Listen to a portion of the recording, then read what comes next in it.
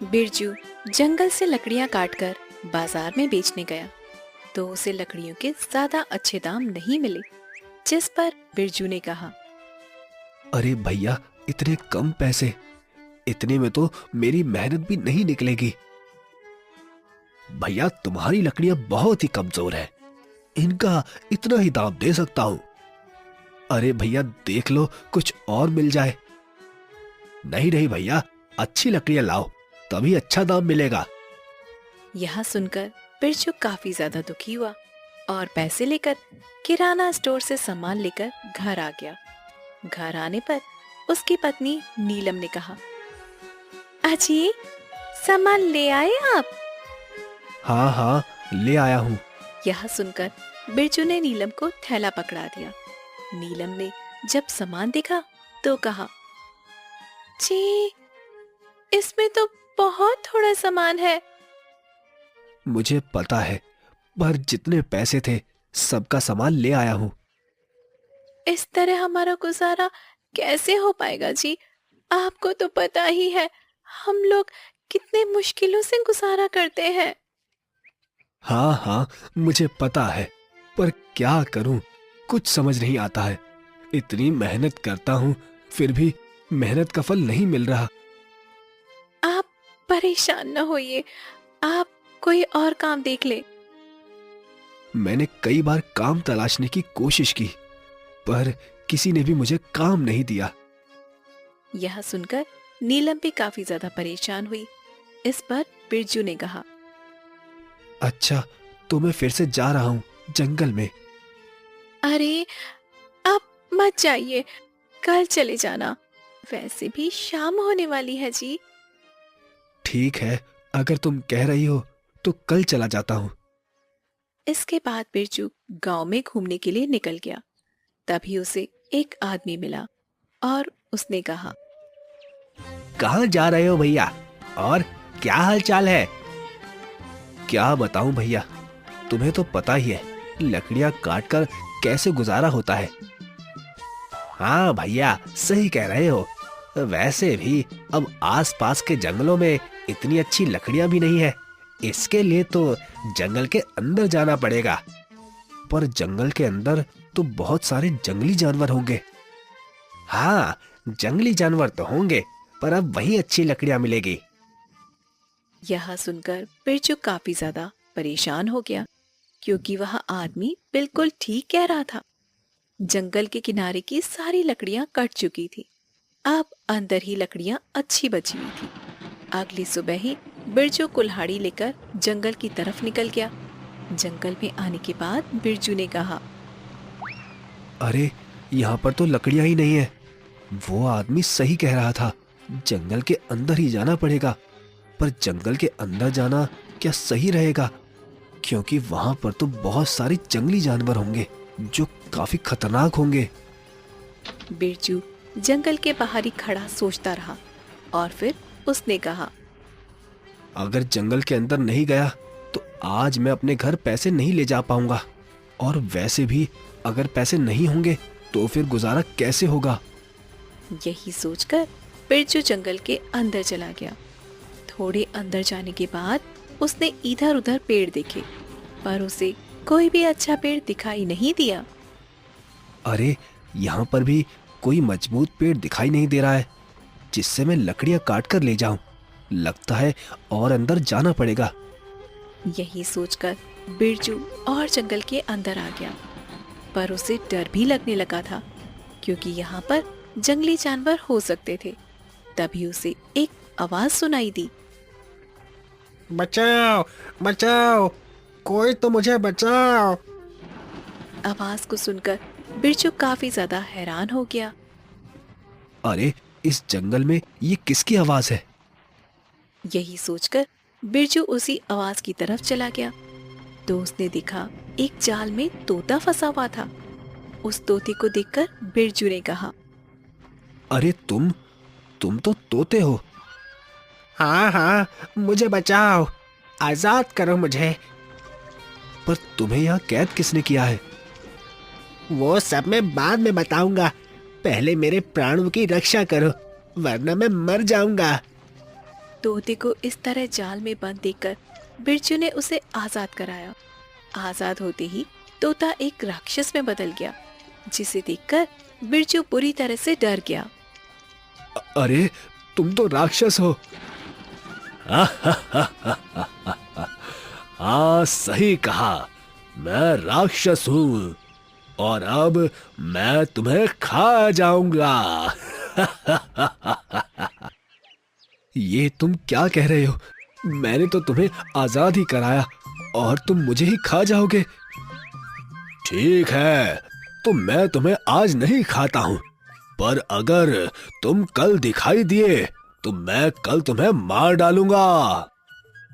यह सुनकर बिरजू काफी ज्यादा परेशान हुआ और वहां से भाग गया। जंगल से बाहर आने पर उसे एक साधु बाबा दिखाई दिए। साधु ने जब बिरजू को इतना परेशान देखा तो उसने बिरजू से कहा, क्या हुआ? तुम इतने परेशान क्यों लग रहे हो? महाराज, अभी मैं एक राक्षस को आजाद करके आया हूँ, इसी वजह से परेशान हूँ। क्या तुमने उस राक्षस को आजाद कर दिया? पर मैंने तो उसे तोता बना दिया था। यह सुनकर बिरजू ने साधु को सारी बात बताई, जिसे सुनकर साधु ने कहा, ये तो तुमने अनर्थ कर दिया है। उस राक्षस ने जंगल में कई दिनों से उत्पात मचा रखा था, इसीलिए मैंने उसे तोता बनाकर कैद कर दिया था। अब मैं क्या करूं? मुझसे तो बहुत बड़ी भूल हो गई है। तुम चिंता मत करो, उसे दोबारा फिर से कैद किया जा सकता है। यह कहकर साधु ने उसे कुछ भभूति दी और उससे कहा, ये लो भभूति और उस राक्षस के ऊपर डाल देना, जिससे वो फिर से तोता बन जाएगा।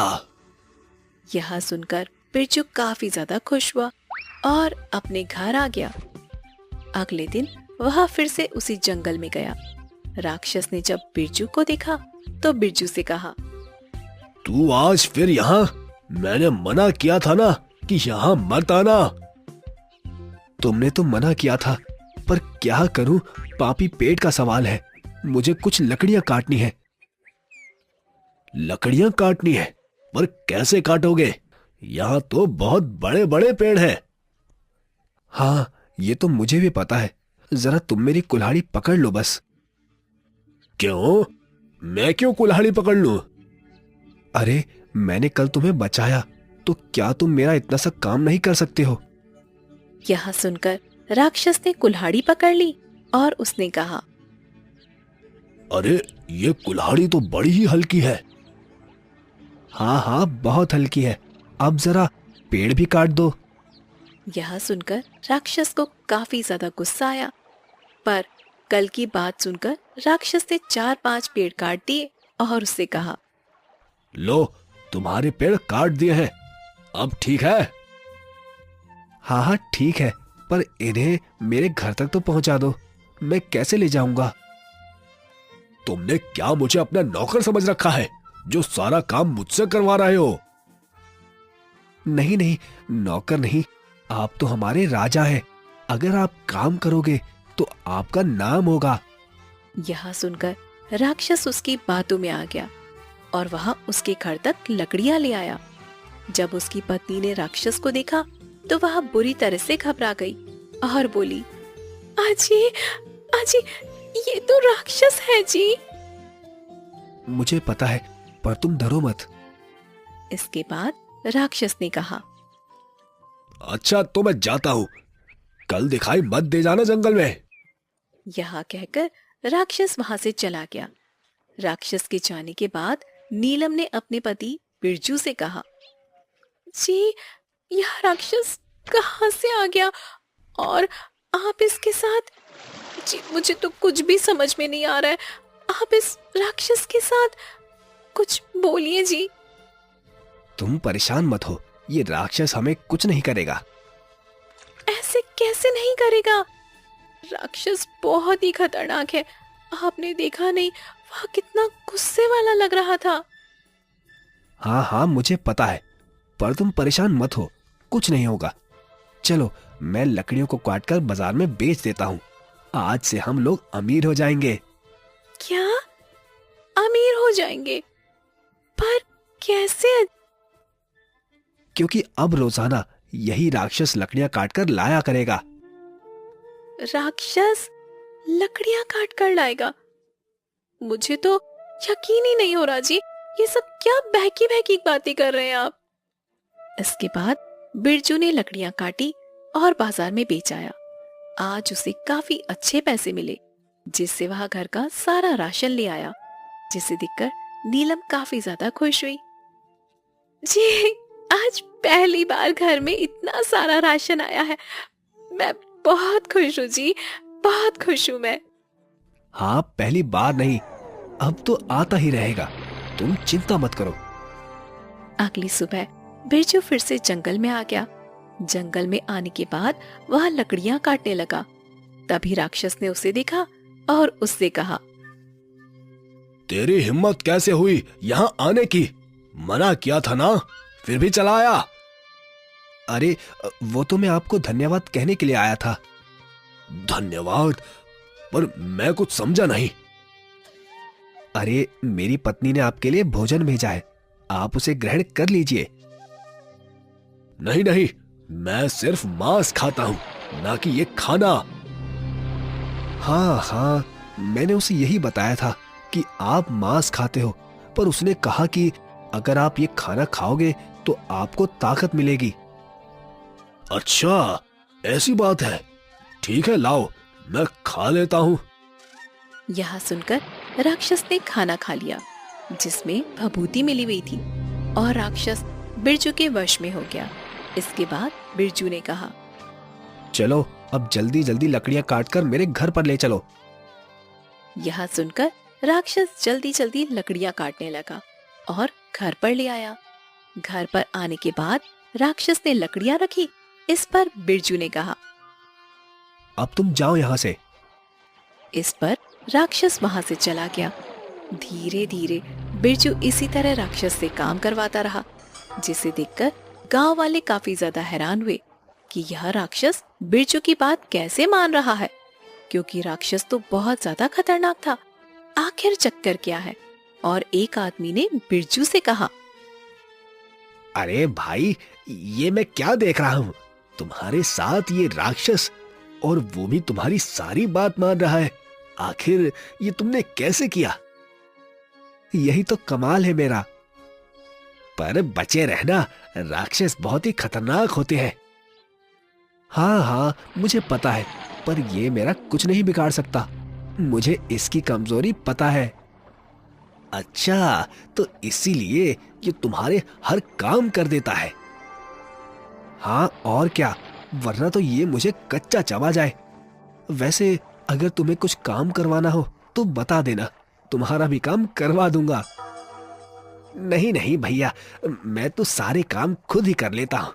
पता लगे काम के चक्कर में राक्षस मुझे ही चबा जाए। यह कहकर वह आदमी वहां से चला गया। वहीं बिरजू काफी ज्यादा खुश हुआ। इस पर नीलम ने कहा, आप आ गए जी? हाँ, मैं आ गया। वैसे आज खाने में क्या बनाया है? आज मैंने खाने में आपके मनपसंद सब्जी बनाई है। अब तो हम लोगों के सुकून के दिन आ गए हैं जी। हाँ, ये तो तुम ठीक कह रही हो, पर लग रहा है ये राक्षस ज्यादा दिन तक हमारा काम नहीं करेगा। क्यों? आप ऐसा क्यों कह रहे हैं जी? क्योंकि मैं राक्षस को जिससे वश में करता हूँ वो भभूति खत्म होने आई है, और जिस दिन वो भभूति खत्म हुई उस दिन ये राक्षस हमें मार डालेगा। यह सुनकर नीलम और बिरजू काफी ज्यादा परेशान हो गए। इस पर नीलम ने कहा, मैं आपको एक उपाय बताती हूँ जी। आप ऐसा करेंगे तो इससे राक्षस खत्म हो जाएगा और हमें फिर इसका डर भी नहीं रहेगा। यह सुनकर बिरजू काफी ज्यादा खुश हो गया। समय के साथ धीरे धीरे 1 महीना होने को आया था, और एक दिन बिरजू जंगल जा रहा था, जिस पर नीलम ने कहा, अजी आप कुछ भूल रहे हैं। नहीं तो, मैं तो कुछ नहीं भूल रहा हूँ। अरे यह रोटी ले जाना, ये तो आप भूल ही गए। आप जंगल में जाकर खाएंगे क्या इसे? हाँ अरे हाँ हाँ, तुमने बिल्कुल ठीक कहा। लाओ लाओ, इसके बिना तो आज काम ही नहीं होगा। यह कहकर बिरजू ने रोटी ली और जंगल के लिए निकल गया। जंगल में आकर बिरजू लकड़ियां काटने लगा। जब बिरजू को राक्षस ने देखा तो वह काफी ज्यादा गुस्से में आ गया और बोला, तुम यहाँ पर क्या कर रहे हो? ये जंगल मेरा है। तुमसे मना किया था ना। तुमने मुझे बचाया, इसका मतलब ये नहीं मैं तुम्हें हर बार छोड़ दूंगा। मुझे पता है, मैं तो यहाँ पर लकड़ियां काटने आया हूं। लकड़ियां काटने आए हो? नहीं नहीं, यहां से तुम लकड़ियां नहीं ले जा सकते हो, क्योंकि अब मैं तुम्हें छोड़ूंगा नहीं। यह कहकर राक्षस बिरजू को मारने के लिए उसकी तरफ बढ़ने लगा, जिस पर बिरजू ने उसे फिर से रोटी दी और उससे कहा, लो, पहले थोड़ा खाना खा लो, जिससे तुम्हें ताकत मिल जाए। नहीं नहीं, मुझे नहीं खाना। पता नहीं इसे खाने के बाद मुझे क्या हो जाता है। अरे कुछ नहीं होता है, तुम पहले ये खाना खा लो, तुम्हारे अंदर बहुत ज्यादा ताकत आ जाएगी। यह सुनकर राक्षस ने फिर से उस रोटी को खा लिया और वह बिरजू के वश में हो गया। इसके बाद बिरजू राक्षस से अपने सारे काम करवाने लगा। उसने बड़े बड़े पेड़ों को जल्दी जल्दी कटवाया और उससे कहा, चलो अब इन्हें मेरे घर पर ले चलो। इसके बाद राक्षस उन्हें घर पर ले आया। तभी अचानक उसका प्रभाव खत्म हो गया और उसने कहा, ये मैं क्या कर रहा हूं? वो भी तुम्हारे घर के पास? तुमने मेरे साथ क्या किया? जल्दी बताओ, वरना मैं तुम्हें छोड़ूंगा नहीं। कुछ नहीं किया मैंने, पर अब मैं करूंगा। ये तुम क्या बकवास कर रहे हो? मैं तुम्हें छोड़ूंगा नहीं। यह कहकर राक्षस बिरजू को मारने के लिए आगे आया। तभी बिरजू ने भभूति को राक्षस के ऊपर डाल दिया, जिससे राक्षस फिर से तोता में बदल गया। यह देखकर बिरजू काफी ज्यादा खुश हुआ और उससे बोला, अब तुम इसी तरह तोते के रूप में भटको, तुम्हारा यही दंड है। नहीं नहीं, मुझे आजाद करो, वरना मैं तुम्हें छोड़ूंगा नहीं। नहीं, अब तुम मेरा कुछ भी नहीं बिगाड़ सकते हो। अब जाओ यहां से, ऐसे ही घूमना, तब तुम्हें पता लगेगा दूसरों को दर्द देने में कैसी पीड़ा महसूस होती है। यह सुनकर राक्षस वहां से तोता बनकर उड़ गया